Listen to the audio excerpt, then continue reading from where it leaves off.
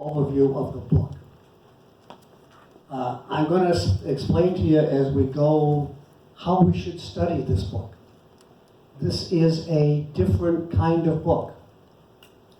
We have to understand the book and its nature to be able to study it properly.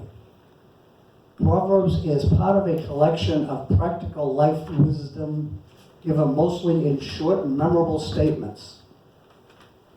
It is part of a larger body known as the wisdom literature, which includes Job, Psalms, Ecclesiastes, Song of Solomon, and Proverbs.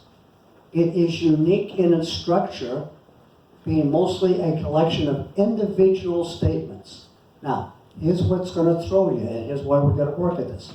These statements are given without much context or organization by topic. So it's just a bunch of like bullet points. It is unique in its theology because it is really concerned with practical life wisdom more than ideas about God and his work of salvation. Proverbs teach wisdom through short points and principles. Now, here's what I want you to get, because Proverbs is misused terribly. Proverbs should not be regarded as laws or even universal promises. I don't want you to come to me with a verse in Proverbs and say, I did this and that didn't happen. This is not God giving promises like in other places. This is a collection of men giving you wisdom sayings. These wisdom sayings are generally true. They generally hold out, but I can't give you this big blanket statement and have it work in every case. So the trick is not to misuse Proverbs, to understand Proverbs and to use it properly.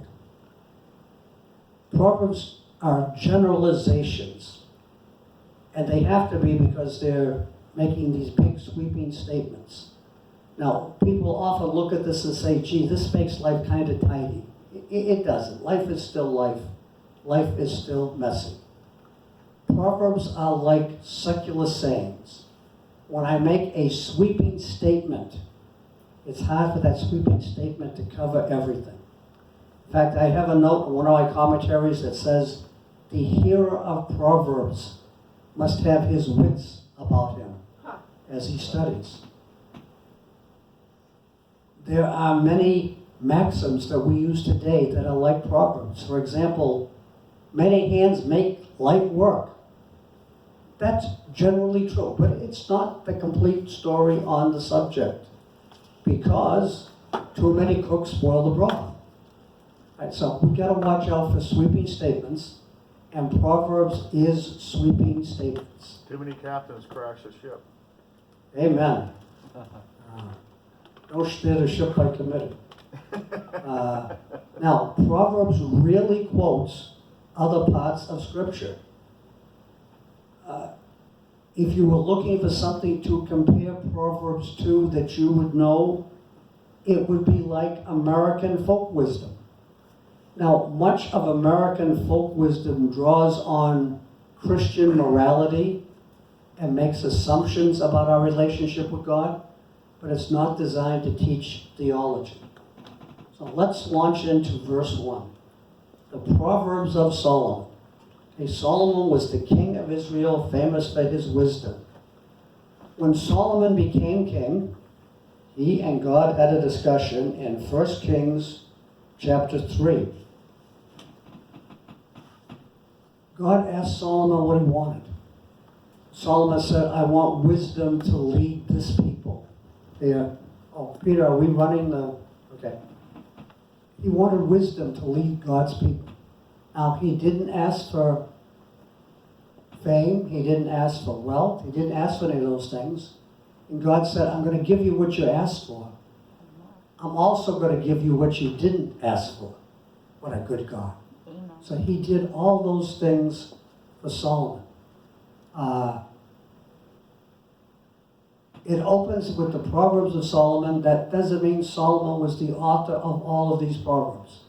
There are other authors mentioned, yet we suspect that Solomon collected all of these Proverbs and set them in a book. Now, with that statement, I'm going to tell you Solomon collected most of these proverbs, set them in a book, because there were some proverbs added at the end. They were added after Solomon's death. So, but Solomon was the original collector and putter together. How's that for good English preaching? He put this book together. Prominence of Solomon is shown in his wisdom.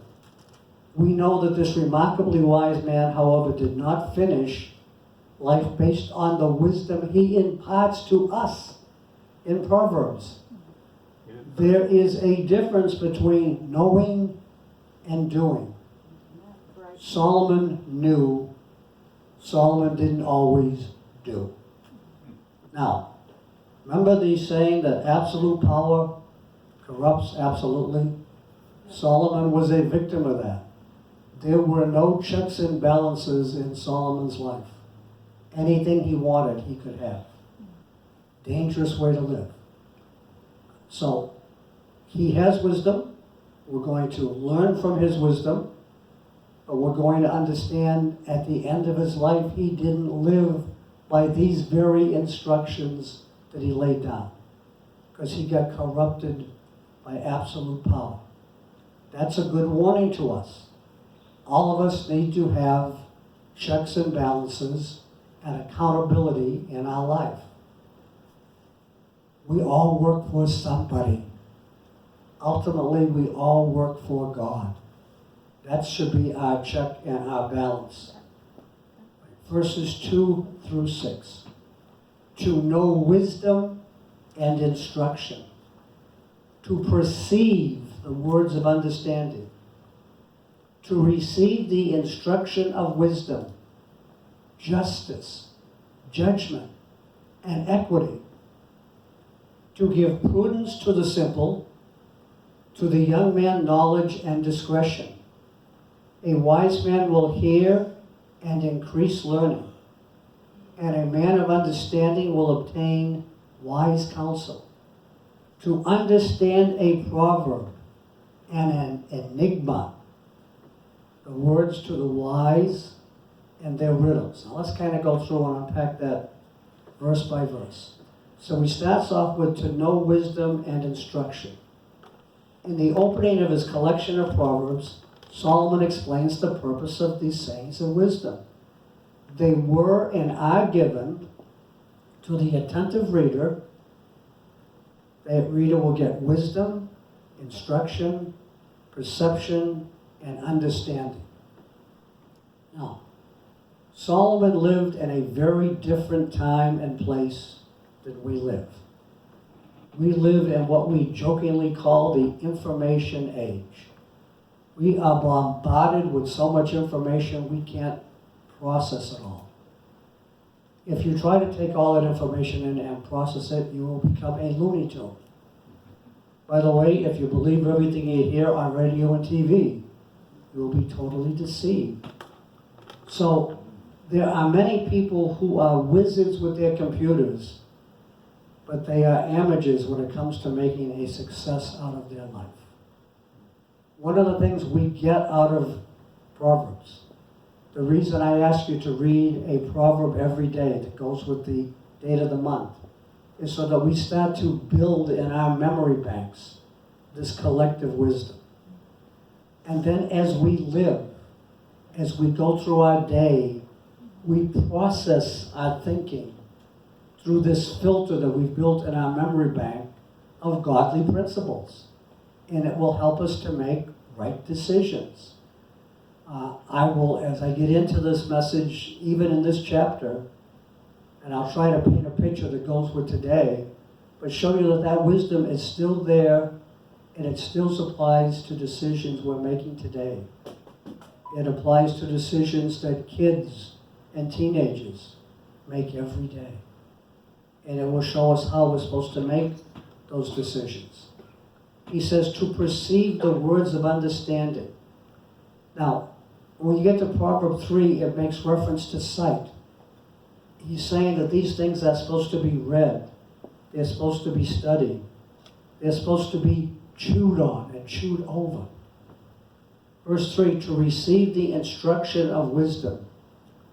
Proverbs is something of a school of wisdom. If, big word if we come to it with open hearts and open minds and receive its teaching, we will live a life that will show justice, judgment, and equity. It is helpful right at this point, and I want you to get this is one of those foundational truths. It's helpful to remember the difference between wisdom and knowledge. One may have knowledge without wisdom. I see that every day. I see it on television every day. I hear it on the radio every day. Knowledge is a collection of facts. Wisdom is the right use of what we know for daily living. Knowledge can tell one how financial systems work. Wisdom helps us balance a budget. There's a difference between knowing and doing. Verse 4, don't be offended. To give prudence to the simple. Now, in this case, the context, simple is one who is uneducated and needs instructions. The wisdom of this book will make the young, inexperienced one know what to do and how to do it in life. It will give to the young person knowledge and discretion. Now, talks about somebody who is simple. Doesn't mean they're dumb, means they're simple.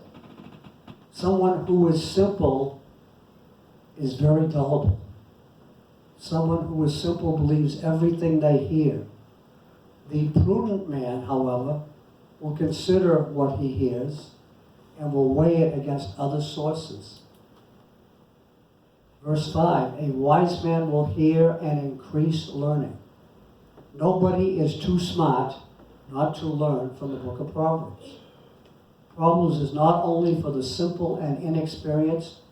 Even a wise man will find much to help and guide him if he will only hear and apply. Even a man of understanding can obtain wise counsel from Proverbs. Discerning people can obtain guidance from the book so they might go in the right way through life. It says to understand a proverb and an enigma. I love that word. The wisdom of the book of Proverbs can help us to solve difficult problems and to untangle some of the riddles of life. If you were to ask me what's the most important verse in this chapter, I would tell you it is verse 7. The fear of the Lord is the beginning of knowledge, but fools despise wisdom and instruction. The book of Proverbs focuses on practical life wisdom more than theological ideas. Yet it is based on a vital theological principle that true knowledge and wisdom flow from the fear of the Lord. Now, I have often told you the fear of the Lord is not this cowering in a corner, being afraid. It is having the proper reference towards our Creator. We are the created ones. We owe respect. We owe allegiance to our Creator. It says it's the beginning of knowledge. Solomon probably meant knowledge here mostly in the sense of wisdom. This idea of the fear of the Lord being the beginning of wisdom is found also. How do I know this is a good principle? Because I find it other places. Remember, my instruction to study the Bible is to compare Scripture with Scripture. So this idea of fear of the Lord is the beginning of wisdom or knowledge is found in Job 28, Psalms 111, Proverbs 9, and Ecclesiastes 12. So it's repeated over and over. Now, I hope to have a bunch of kids here to pick on this morning. I don't. So everything I would have picked on kids about this morning, I'm going to pick on Rebecca with. Can you handle it? Okay. So, this is going to talk about the wisdom of your mother and listening to your mother and doing what your mother says. You pardon me all if I just talk to Rebecca for a minute. Got it? Listen closely. My son or daughter, hear the instructions of your father. Do not forsake the law of your mother, for they will be a graceful ornament on your head and chains about your neck. This is a warm scene, a father and mother instructing children. It takes lots of instruction to raise children up properly. We know that both father and mother play a role. They are both mentioned. It says that if the child will learn these things, they will be a graceful ornament for your head. The idea is that the instruction and law given to a child from a parent will protect them if they will receive it. It will be like a crown on your head or chains on your neck. Such wisdom will be a reward to a younger generation. He makes the point of the younger generation because young folks are sometimes resistant to listening to wisdom from older folks. No. Listen, we've already made the mistakes we're trying to keep you from making. Trust us, we don't want you to do the dumb things we did. They're painful. They're painful. I'm sure in Victoria's case there were lots of them. Love you, John. Always glad to be here. Verses 10 through 14. My son, if sinners entice you, do not consent. If they say, come with us, let us lie in wait to shed blood. Let us lurk secretly for the innocent without cause. Let us swallow them alive like Sheol, and whole like those who go down to the pit. We shall find all kinds of precious possessions. We shall fill our house with spoil. Cast in your lot among us. Let us all have one purse. Yeah. So it starts off in verse 10. Why choose? My son, if sinners entice you, Solomon first warned his son about the danger of bad company. That's a warning for everybody. The actions of some people clearly reveal them to be sinners, more than the general sense in which we're all sinners. These are those whom the young must resist the enticements of. This first instruction and warning in the book of Proverbs speaks of the company we keep and the friends we make. There are few more powerful forces and influences upon our lives than the friends we choose. It has been wisely said, show me your friends and I can see your future. You can see the direction you're heading in. That's why so often parents want to know who you're with, who you're talking to, where you're going, because we want to protect you from bad influences. Now, it says that when sinners entice you, do not consent. We cannot be harmed by anything, including what the devil says to us, unless we consent. As long as we resist, we're safe. Every one of us gets tempted by the devil. Those temptations can't hurt us. What hurts us is giving in, is consenting, is continuing to think of those things. All right, verse 11. Come with us, let us lie in wait to shed blood. Doesn't sound good. When the wicked plot their evil actions, the wise son or daughter will not consent. They will distance themselves from these people, no matter what the promise or potential gain may be. In this case, it says, we shall fill our house with spoil. Part of their enticement was simply the sense of belonging. Come with us. Apparently, in ancient Israel, no less than in the modern world, the comradeship, the easy money, the feel of empowerment offered by gangs was a strong temptation to the young person who felt overwhelmed by the difficulties of life they confronted every day. Now, Solomon actually takes on a role here. He's trying to portray something. So he's going to take on the persona. He's going to act like a person recruiting somebody for a gang. First, he summarizes the temptations offered by the gang.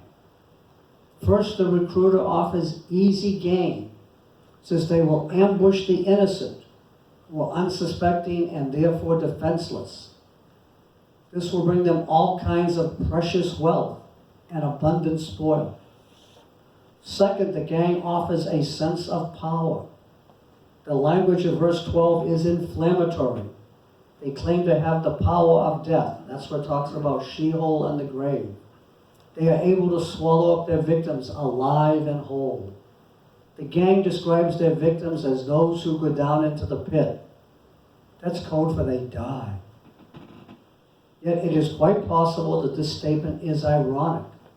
It describes not only their victims, it describes how they are going to end up if they don't change their ways. Next thing they offer is a sense or feeling of belonging. This is one of the biggest attractions to lead people into sin, to lead people into immorality.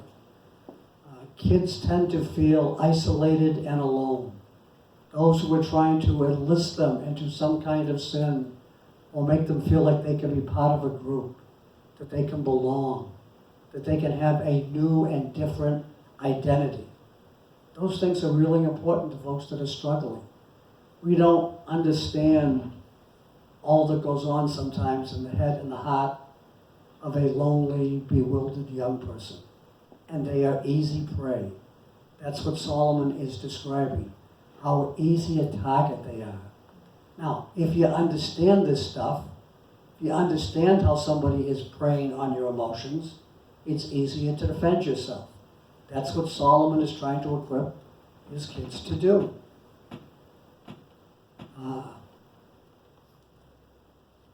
This identity, it says that they're going to all have an equal purse. They're going to share everything equally. Sounds like a sales pitch for communism. Sounds like a sales pitch for socialism. Don't work, the government will support you. Don't worry. Yes, I'll take comments. There's no honor among thieves. You're the next one they're going to lay a snare for. And the young lady's comment? Oh, I didn't have a comment. Oh, you were just waving at me. And then, poor company corrupts good character. Yep. I mean, all that stuff is true. But we get young people today, especially today, they're home, they're alone with their computer. Now we call it schoolwork. I had a kid in my house doing schoolwork on a computer. I realized how often the computer goes someplace other than school, and you have to keep bringing the kid back. Well, that's great if the parent can afford to stay home with the kid. Not every parent can do that. So there's a lot of kids just living in internet land. Internet land is not necessarily a good or safe place for young, middle-aged, or older people. Out of that computer screen comes filth. Watch what you watch.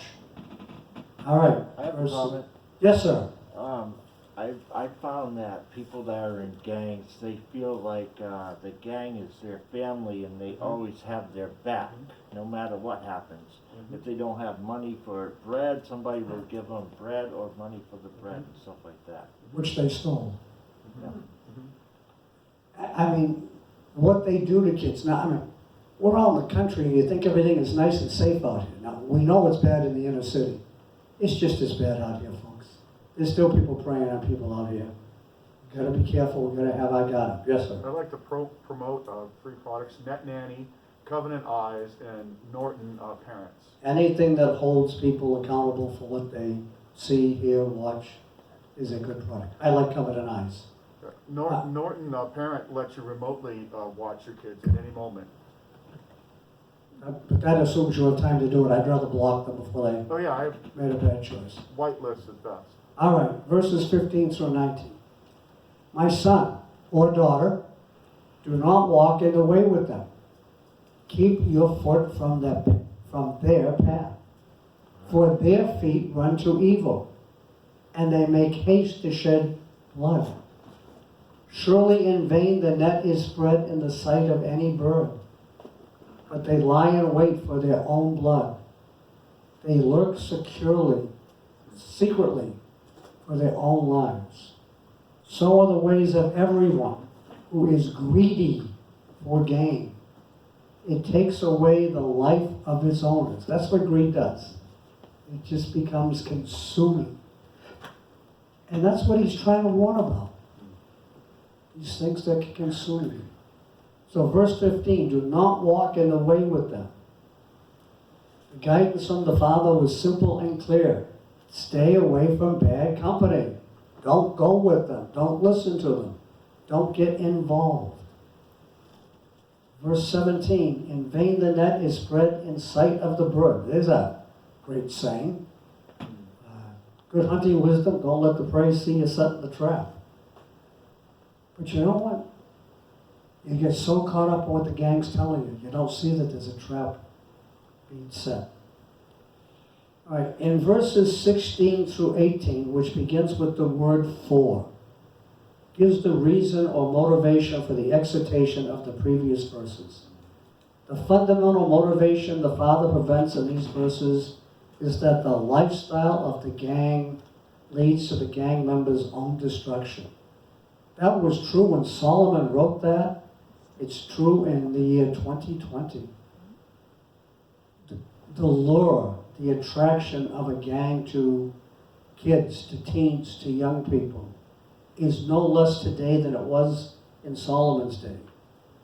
This is implied in the wording of verse 16. The gang is eager to pursue evil, but the term can refer either to moral wickedness perpetrated against others, or it can be the calamity they bring on themselves. In addition, these violent men hasten to shed blood, but again, in the end, their blood will be shed because of their doings. Verse 19, and let me just read that for you again. So are the ways of everyone who is greedy for gain. It takes away the life of its owner. This is a summation statement. The Father lays out a general principle. The self-destructiveness of the gang is the destination of everyone who tries to gain by violence. Thus, the principle is even broader than vicious robbery by violent men, though such greed exemplifies it. Anyone who seeks to profit unjustly at the expense of others will eventually be destroyed by their own greed. Now, Solomon gives all these warnings. Solomon's company with sinners was not in the form of gangs. His company with sinners was in the form of wives who practiced idolatry. That's what destroyed Solomon's life. There were warnings for kings. There were instructions for kings. Solomon didn't follow the warnings, didn't follow the instructions. They were told not to marry too many wives. He had way too many wives. And the wives were followers of idolatry. All right, the next part of this proverb is broken up into three parts. First part is the address of wisdom, which is going to be in verses 20 and 21. Then in the second person, they're going to address foolishness in verses 22 through 27. And lastly, it's going to be a first-person reflection on these comments. So, before I even start into reading them to you, I will tell you that most scholars, most commentators, when they try to deal with wisdom, will address it as lady wisdom. So when you hear me use the term lady wisdom, I am talking about this wisdom that he is describing. Okay? Verse 20 and 21. Wisdom calls aloud outside. She raises her voice in the open squares. She cries out in the chief concourses. At the opening of the gates in the city, she speaks her words. See why I'm calling her Lady Wisdom? Because it's always a she. These verses introduce a central character in the first part of the proverb, the personification of wisdom. We're going to take wisdom and try to give her personality traits so that we can understand it. So when I tell you I'm going to personify something, I'm going to give it human traits, human characteristics. Lady Wisdom shares the same worldview as the wise father. She is the personification of the Lord's wisdom, reminding us that one cannot be wise apart from a real relationship with wisdom, which ultimately leads to a real relationship with God Himself. I like this next phrase. Like a street preacher, she shouts, lifts her voice, and cries out her message in public so we can hear it above the noise of city life. And she does so in the most prominent places of the city where all can hear. The street, the square, the entrance of the gates of the city. Her message, therefore, is accessible to all, even if there is much noise in the streets to distract people from it. All need the Lord's readily available wisdom, whether they recognize it or not. All right, now we're going to see this appeal to the simple ones. How long you, verse 22 through 25. How long, you simple ones, will you love simplicity? For scorners delight in their scorning, and fools hate knowledge. Turn at my rebuke. Surely I will pour out my spirit on you. I will make my words known to